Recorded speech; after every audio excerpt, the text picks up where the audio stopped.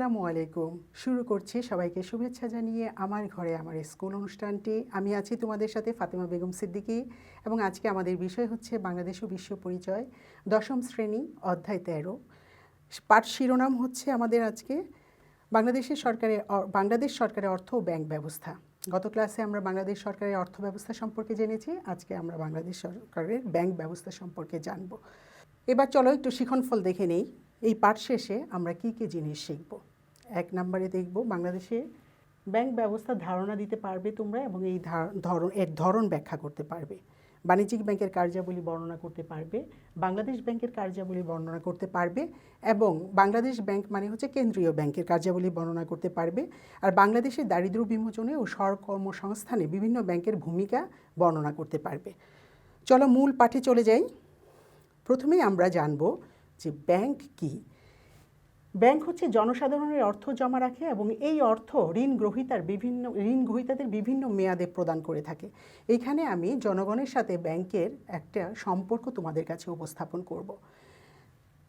জনগণ যাদের সঞ্চিত অর্থ জীবন নির্বাহ করার পর তাদের যে অর্থ সঞ্চয় করে, তারা নিরাপত্তার কারণে তারা সেটা ব্যাংকে রাখে এবং ব্যাংক কী করে, এক শ্রেণীর মানুষের কাছ থেকে এই অর্থটা নিজেদের কাছে সংগ্রহ করে এবং আরেক শ্রেণীর মানুষকে এই অর্থটা ঋণ প্রদান করে। এখানে দুটো জিনিস জড়িত। ব্যাংক এই দুটো কাজের মাধ্যমে তার কর্ম পরিকল্পনা বাস্তবায়ন করে। এক হচ্ছে এক শ্রেণীর জনগণ ব্যাংকে টাকা জমা রাখে, যারা এই টাকা ব্যাংকে জমা রাখে তাদেরকে ব্যাংক স্বল্প সুদ প্রদান করে। আর আরেক শ্রেণীর মানুষ জনগণ যাদেরকে ব্যাংক ঋণ হিসেবে এই টাকা প্রদান করে তাদের কাছ থেকে উচ্চ সুদ গ্রহণ করে। এই দুটো সুদের মধ্যে একটা পার্থক্য থাকে এবং এই পার্থক্যটাকে বলা হয় মুনাফা এবং এই মুনাফার কারণেই কিন্তু ব্যাংকগুলো টিকে আছে এবং মুনাফাই অর্জন করাই হচ্ছে ব্যাংকগুলোর কাজ। তাহলে আমরা এখানে একটা ছোট্ট প্রশ্ন ক্ষয়ের উত্তর হিসেবে এটা লিখতে পারি এবং প্রশ্নটা হচ্ছে ব্যাংককে ঋণের কারবারি বলা হয় কেন। এই উত্তরটার জন্য আমার এই 1 মিনিটের পাঠ উপস্থাপনটা তোমরা কাজে লাগাবে। ব্যাংক যে জনগণকে নিয়ে কাজ করে তার কাজের ক্ষেত্রটা কয়টা পর্যায়ে সমাপ্ত করে। ব্যাংক যখন কাজ করে তখন চারটা ক্ষেত্রে কাজ করে। একটা হচ্ছে উৎপাদনকারী, একটা হচ্ছে উদ্যোক্তা, আরেকটা ক্ষেত্র হচ্ছে ব্যবসায়ী, আরেকটা ক্ষেত্র হচ্ছে ঋণ গ্রহীতা। এই চারটা ক্ষেত্রকে নিয়ে ব্যাংক কাজ করে। তার গচ্ছিত অর্থ এই চারটা ক্ষেত্রের মধ্যে বিলি বণ্টনের মাধ্যমে, মুনাফা অর্জনের মাধ্যমে আমাদের অর্থনীতিতে ব্যাংকগুলো ইতিবাচক ভূমিকা রেখে যাচ্ছে। চলো একটু জেনে নেই ব্যাংকের কারবার বলতে কি বোঝায়। জনগণকে যখন ঋণ প্রদান করে তখন সে উচ্চ হারে সুদ আদায় করে, আর যখন সে জনগণকে এই সুদ জনগণের টাকা রাখার বিনিময়ে যখন এই সুদ জনগণকে প্রদান করে তখন সে স্বল্প সুদ প্রদান করে এবং এই দুইয়ের পার্থক্যের কারণেই কিন্তু ব্যাংকগুলা আমাদের সমাজে টিকে আছে। এটা একবার বলেছি, আবার বলছি কারণ এই প্রশ্নটা প্রায়ই আসে খ হিসেবে যে ব্যাংকে কেন ঋণের কারবারি বলা হয়, সে কারণে এই প্রশ্নের অবতারণাটা আবার করলাম। চলো এবার চলে যাই যে বাংলাদেশের ব্যাংক ব্যবস্থার ক্ষেত্রে কয় ধরনের ব্যাংক লক্ষণীয়। সর্বপ্রথম আমরা যেটা দেখব সেটা হচ্ছে কেন্দ্রীয় ব্যাংক, তারপরে হচ্ছে বাণিজ্যিক ব্যাংক এবং বিশেষ আর্থিক কিছু প্রতিষ্ঠান আছে। কেন্দ্রীয় ব্যাংক হচ্ছে দেশের সর্বোচ্চ আর্থিক প্রতিষ্ঠান এবং এটা সরকারের ব্যাংক হিসেবে পরিচিত এবং সরকারের পরামর্শদাতা হিসেবে এই ব্যাংক কাজ করে। এখন আমরা দেখব যে কেন্দ্রীয় ব্যাংকের কাজ কি। কেন্দ্রীয় ব্যাংকের প্রথম কাজ হচ্ছে অর্থবাজার ও মুদ্রা বাজার নিয়ন্ত্রণ করা, অর্থাৎ দেশের অর্থবাজার এবং মুদ্রা বাজার সম্পূর্ণ কেন্দ্রীয় ব্যাংকের নিয়ন্ত্রণাধীনে থাকে। কেন্দ্রীয় ব্যাংক অন্যান্য ব্যাংকের তত্ত্বাবধায়ক হিসেবে কাজ করে। অন্যান্য ব্যাংকগুলো যদি তাদের সীমা লঙ্ঘন করে, অর্থাৎ তাদের নির্দিষ্ট পরিমাণ একটি আমানত কেন্দ্রীয় ব্যাংকে জমা রাখতে হয়, তখন তাদেরকে কিছু নীতিমালা অনুসরণ করে চলতে হয়। বাজারে বা অর্থ ব্যবস্থাপনায় যদি দেখা যায় যে যোগানের চেয়ে তাদের অর্থের সরবরাহ বেড়ে যায়, তাহলে দেখা যায় যে এই ক্ষেত্রে অসামঞ্জস্যতার সৃষ্টি হয়, ফলে মুদ্রাস্ফীতি, মুদ্রা সংকোচন দেখা দিতে পারে। এই ধরনের পরিস্থিতি যাতে অবতারণা না হয়, কেন্দ্রীয় ব্যাংক সদা জাগ্রত থাকে এবং সব সময় এই বাণিজ্যিক ব্যাংকগুলোকে নিয়ন্ত্রণে রাখে। এটাও অনেকটা আমার প্রথম ব্যাখ্যার মধ্যে চলে এসেছে কিভাবে কেন্দ্রীয় ব্যাংক বাণিজ্যিক ব্যাংকগুলোকে নিয়ন্ত্রণ করে থাকে। পরবর্তীতে আমরা জানি যে প্রত্যেকটা দেশেই মুদ্রা বা কাগজে মুদ্রা, যেটা টাকা, আমাদের দেশের কাগজে মুদ্রার নাম হচ্ছে টাকা, এটার প্রচলনের ক্ষমতা কেবলমাত্র কেন্দ্রীয় ব্যাংকের আছে এবং এটা কেন্দ্রীয় ব্যাংক কিন্তু সরকারের পরামর্শেই সম্পাদন করে থাকে। কেন্দ্রীয় ব্যাংক সরকারের প্রতিনিধি হিসেবে কাজ করে, সরকারকে বিভিন্ন কাজে সহযোগিতা করে, সরকারের অর্থের প্রয়োজন হলে তাকে অর্থ প্রদানে সহায়তা করে বিনা সুদে, এবং বহির্বিশ্বে যদি সরকার কখনো কোনো ঋণ গ্রহণ করে সেই ঋণের ক্ষেত্রে কেন্দ্রীয় ব্যাংক সরকারের পরামর্শদাতা হিসেবে কাজ করে থাকে, যেটা আমরা 6 নম্বরে দেখতে পাচ্ছি। এখানে কিছু সাধারণ বৈশিষ্ট্য আছে। এতক্ষণ যেগুলো আমরা দেখেছি 6 পর্যন্ত, সেগুলো হচ্ছে সরাসরি সরকার এবং দেশের অর্থ ব্যবস্থার সাথে জড়িত। এখন যেগুলো দেখব সেগুলো কেন্দ্রীয় ব্যাংকের সাথে বাণিজ্যিক ব্যাংকের সংশ্লিষ্টতা আছে এবং সরকারেরও সংশ্লিষ্টতা আছে। চলো আমরা দেখে নিই বাকি বৈশিষ্ট্যগুলো। কেন্দ্রীয় ব্যাংক সকল ব্যাংকের ব্যাংক হিসেবে কাজ করে, অর্থাৎ অভিভাবক হিসেবে কাজ করে। কেন্দ্রীয় ব্যাংক অন্যান্য সকল বাণিজ্যিক ব্যাংকের ঋণ দানের ক্ষমতাকে নিয়ন্ত্রণ করে, বাণিজ্যিক ব্যাংকে আর্থিক সাহায্য করে, আর্থিকভাবে সহায়তা করে, ক্লিয়ারিং হাউস বা নিকাশ ঘর হিসেবে কাজ করে, বহির্বিশ্বের সাথে নিজ দেশের মুদ্রার নির্দিষ্ট বিনিময় হার রক্ষা করে, বিশ্বব্যাংকের প্রতিনিধি হিসেবে কাজ করে, বৈদেশিক মুদ্রা সংরক্ষণ করে এবং দেশীয় মূল্যবান ধাতু, স্বর্ণ, রৌপ্য এগুলো সংরক্ষণ করে থাকে এবং আন্তর্জাতিক মুদ্রা ভাণ্ডার হিসেবে সরকারের সহযোগী হিসেবে কাজ করে থাকে। এবার আমরা কেন্দ্রীয় ব্যাংকের কার্যাবলী, কিছু কাজ সে সরকারকে সহযোগিতার মাধ্যমে করে থাকে আর কিছু কাজ বাণিজ্যিক ব্যাংকে সহযোগিতার মাধ্যমে করে দেশের অর্থনীতিকে সামনের দিকে এগিয়ে নিয়ে যায়। এবার আমরা দেখব বাণিজ্যিক ব্যাংকের কাজ। বাণিজ্যিক ব্যাংকের প্রথম এবং প্রধান কাজ হচ্ছে জনগণের অর্থ গচ্ছিত রাখা, মানে জনগণের অর্থ নিজেদের আয়ত্তে রাখা। জনগণ এই অর্থ কেন প্রদান করে? কারণ হচ্ছে জনগণ ব্যাংকে টাকা রাখাটাকে নিরাপদ মনে করে। দ্বিতীয় কাজ এবং বাণিজ্যিক ব্যাংকের জন্য এটা অনেক গুরুত্বপূর্ণ কাজ, ঋণ প্রদান করা, এবং এই ঋণ প্রদান সঠিকভাবে করতে পারলেই বাণিজ্যিক ব্যাংকের সফলতা। এবং এই ঋণ প্রদানের ক্ষেত্রে বাণিজ্যিক ব্যাংক অত্যন্ত সতর্ক ভূমিকা পালন করে। বাণিজ্যিক ব্যাংক বিনিময়ের মাধ্যম সৃষ্টি করে।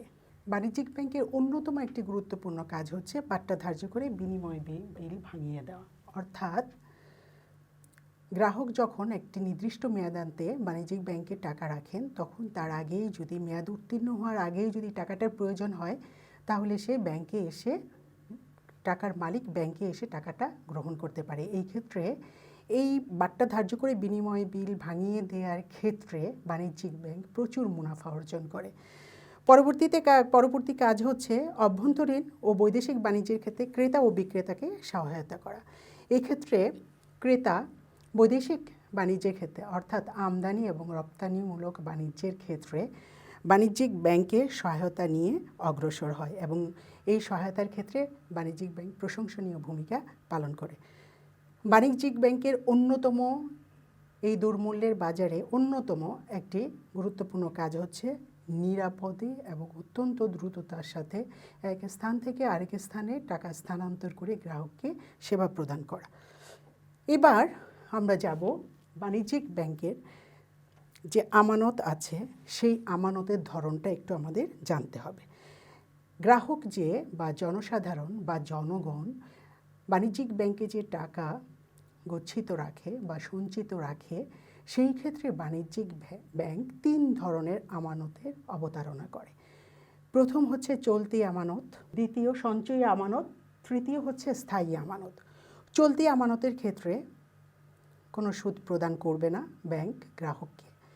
সঞ্চয়ী আমানতের ক্ষেত্রে স্বল্প সুদ প্রদান করবে এবং স্থায়ী আমানতের ক্ষেত্রে উচ্চ সুদ প্রদান করবে। এবার আমরা কেন্দ্রীয় ব্যাংক, বাণিজ্যিক ব্যাংকের কার্যাবলী শেষ করে এমন একটা ব্যাংক সম্পর্কে আলোচনা করব যে ব্যাংক আমাদের দারিদ্র্য নির্মূলে এবং স্বকর্মসংস্থানে উল্লেখযোগ্য ভূমিকা পালন করছে। একটু জেনে নেই আমরা স্বকর্মসংস্থান বলতে কী বোঝায়। স্বকর্মসংস্থান হচ্ছে স্বাধীনভাবে একজন কর্মক্ষম ও কর্মে ইচ্ছুক ব্যক্তি নিজ উদ্যোগে আয় অর্জনে নিয়োজিত থাকা। সেই ক্ষেত্রে তাকে বিশেষ কিছু আর্থিক প্রতিষ্ঠান সহায়তা করে থাকে এবং বাংলাদেশের শ্রম বাজারে প্রতি বছর 20 থেকে 25 লক্ষ লোক শ্রমবাজারে অংশগ্রহণ করে থাকে, শ্রমবাজারে নতুন করে ঢুকতে থাকে। চলে যাচ্ছি এই কাজের সাথে সংশ্লিষ্ট যে ব্যাংক অত্যন্ত আমাদের অর্থনীতির চাকাকে সচল করে রেখেছে, সেটা হচ্ছে কৃষি ব্যাংক। নামকরণ থেকেই আমরা কৃষি ব্যাংকের কার্যকারিতা সম্পর্কে অবহিত হতে পারছি। কৃষি ব্যাংক কৃষির উন্নয়নের জন্য স্বল্পমেয়াদী, মধ্যম মেয়াদী, এমনকি কোনো কোনো ক্ষেত্রে দীর্ঘমেয়াদী ঋণও প্রদান করে থাকে এবং এই কৃষি ব্যাংক বিভিন্ন ক্ষেত্রে যে ঋণ প্রদান করে থাকে তা নামকরণ থেকে আমরা বলতে পারি যে অবশ্যই সেটা হবে কৃষির সাথে সম্পৃক্ত। তাছাড়া আজকাল কৃষি ব্যাংক অন্যান্য ক্ষেত্রেও ঋণ প্রদান করে আমাদের অর্থনীতি, গ্রামীণ অর্থনীতিকে সচল রাখছে। চলো একটু দেখে নিই আমরা। কৃষি ব্যাংক হালের বলদ ক্রয়ের ক্ষেত্রে, বীজ ক্রয়ের ক্ষেত্রে, সার ক্রয়ের ক্ষেত্রে, কৃষি যন্ত্রপাতি ক্রয়ের ক্ষেত্রে, পানির পাম্প তৈরি স্থাপনের ক্ষেত্রে, গভীর ও অগভীর নলকূপ স্থাপনের ক্ষেত্রে মূলত ঋণ প্রদান করে থাকে। তাছাড়া আজকাল হাঁস মুরগি, পশুপালন, মৎস্য চাষ, গুটি পোকার চাষ, ফলের চাষ, ফুলের চাষ এবং বিভিন্ন কুটির শিল্পে ঋণ প্রদান করেও আমাদের অর্থনীতির চাকাকে সচল করছে। এবার কৃষি ব্যাংকের অনুসরণে আর কিছু ব্যাংকও আমাদেরকে পল্লী এই কৃষিক্ষেত্রকে উন্নয়নের জন্য ঋণ প্রদান করার পদক্ষেপ গ্রহণ করেছে। সেই ক্ষেত্রে কিছু ব্যাংক রয়েছে: সোনালী ব্যাংক, অগ্রণী ব্যাংক, জনতা ব্যাংক, রাজশাহী কৃষি উন্নয়ন ব্যাংক, রূপালী ব্যাংক। এবং সবচেয়ে গুরুত্বপূর্ণ বিষয় হচ্ছে এইসব ব্যাংকগুলো নিজ নিজ বাৎসরিক যে পরিমাণ ঋণ প্রদান করার কথা, সেই নির্ধারিত ঋণের শতকরা 25% এই ক্ষেত্রে বরাদ্দ রাখে। চলে যাচ্ছি আমরা পরবর্তীতে গ্রামীণ ব্যাংকে। গ্রামীণ ব্যাংক আমাদের দেশের জন্য একটা আশীর্বাদ। গ্রামের দরিদ্র, অবহেলিত নারী এবং পুরুষকে বিনা জামানতে স্বকর্মসংস্থান এবং দারিদ্র্য দূরীকরণের জন্য গ্রামীণ ব্যাংক মহৎ কাজটি করে যাচ্ছে। গ্রামীণ ব্যাংকের মূল লক্ষ্য হচ্ছে, কেন গ্রামীণ ব্যাংক আমাদের অর্থনীতিতে অনেক বেশি ভূমিকা রাখতে পারছে? কারণ হচ্ছে গ্রামীণ ব্যাংকের যে গ্রাহক তারা হচ্ছে ভূমিহীন নারী পুরুষ উভয়ই, এবং নারী এবং পুরুষকে সমান প্রাধান্য দিয়ে থাকে এবং এই ব্যাংক থেকে ঋণ গ্রহণ করার ক্ষেত্রে কোনো জামানত প্রয়োজন হয় না। এই ব্যাংকের একটি মহৎ উদ্দেশ্য আছে। উদ্দেশ্যটা কি? উদ্দেশ্যটা হচ্ছে গরিব মানুষকে গ্রামের মহাজনদের হাত থেকে, অর্থাৎ মহাজনদের শোষণের হাত থেকে রক্ষা করা, আর গ্রামের বিশাল জনগোষ্ঠীকে স্বকর্মসংস্থানের আওতায় নিয়ে আসা।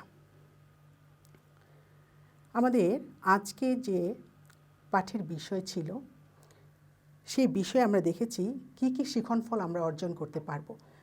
আজকের পাঠ শেষে চলো আমরা একটু দেখে নিই আমাদের শিখনফলগুলো অর্জিত হয়েছে কিনা। আমাদের প্রথম শিখনফল ছিল বাংলাদেশের ব্যাংক ব্যবস্থা ধারণা দিতে পারবে এবং এর উপর তোমরা ব্যাখ্যা করতে পারবে। তার পরবর্তীতে শিখনফলটা ছিল বাণিজ্যিক ব্যাংকের কার্যাবলী বর্ণনা করতে পারবে। 3 নম্বর বাংলাদেশ ব্যাংকের কার্যাবলী বর্ণনা করতে পারবে। 4 হচ্ছে বাংলাদেশের দারিদ্র্য বিমোচনে ও স্বকর্মসংস্থানে বিভিন্ন ব্যাংকের ভূমিকা বর্ণনা করতে পারবে। চলো এবার আমরা বাড়ির কাজে চলে যাই। আজকের বাড়ির কাজটি হচ্ছে একটি সৃজনশীল প্রশ্ন। তোমরা কিন্তু অবশ্যই নিজ নিজ বিষয়ের খাতায় সৃজনশীল প্রশ্ন বা বাড়ির কাজটি তুলবে এবং সংশ্লিষ্ট শিক্ষককে দিয়ে মূল্যায়ন করাবে। মূল্যায়নের পর এটা কিন্তু ধারাবাহিক মূল্যায়নের অংশ হিসেবে শিক্ষকরা নিজেদের কাছে নম্বরটা সংগৃহীত রাখবেন। চলো শুনে নেই শিহাব ও শফিক কদেশে বসবাস করে? শিহাব তার দেশের ব্যাংক থেকে কাজের প্রয়োজনে সপ্তাহে 1-2 বার টাকা তুলতে পারে। অন্যদিকে শফিক এমন একটি আর্থিক প্রতিষ্ঠানে কর্মরত আছেন যেটি সারা দেশে মুদ্রার বাজারকে নিয়ন্ত্রণ করে। প্রথম প্রশ্নটা অবশ্যই পরের প্যারাটাতে একটা লাইন আছে, দেশের উন্নয়নে কিছু আর্থিক প্রতিষ্ঠান এক শ্রেণীর যুবককে স্বল্প, মধ্যম ও দীর্ঘমেয়াদী ঋণ প্রদান করে তাদের কাজের ক্ষেত্রকে গতিশীল করে তুলেছে। এইখানে উদ্দীপক শেষ। প্রথম প্রশ্নটা অবশ্যই বলেছি, তোমাদের কাছে একটা মেসেজ দিয়েছিলাম গত ক্লাসে। আগে যেমন একটা শব্দের মাধ্যমে কয়ের প্রশ্ন লিখতাম, উত্তর লিখতাম, এখন কিন্তু সেটা হবে না, এখন পুরো বাক্যের মাধ্যমে লিখতে হবে। ব্যাংকের সংজ্ঞা দাও, আমানতের ধরন ব্যাখ্যা করো, শেষোক্ত প্যারার আর্থিক প্রতিষ্ঠানটি ব্যাখ্যা করো। শিহাব ও শফিক যে আর্থিক প্রতিষ্ঠানগুলোর সাথে জড়িত তার পারস্পরিক তুলনামূলক চিত্র তোমার পাঠ্যপুস্তকের আলোকে তুলে ধরো। আজকে আমাদের পাঠ এখানেই শেষ হচ্ছে। আজকের পাঠটি সমাপ্ত করার আগে তোমাদেরকে একটি মেসেজ দিচ্ছি। যদি তোমরা আমার এই ক্লাসটি দেখতে চাও তাহলে আমার ঘরে আমার স্কুল এই পেজের ফেসবুক পেজে এবং ইউটিউব চ্যানেলে চোখ রাখবে এবং তোমার মন্তব্য পাঠাবে ইমেলের মাধ্যমে। তোমাদের মন্তব্য আমাদের আগামী পথে চলার সহায়ক হয়ে থাকবে। সবাইকে নিরন্তর শুভেচ্ছা। ধন্যবাদ সবাইকে।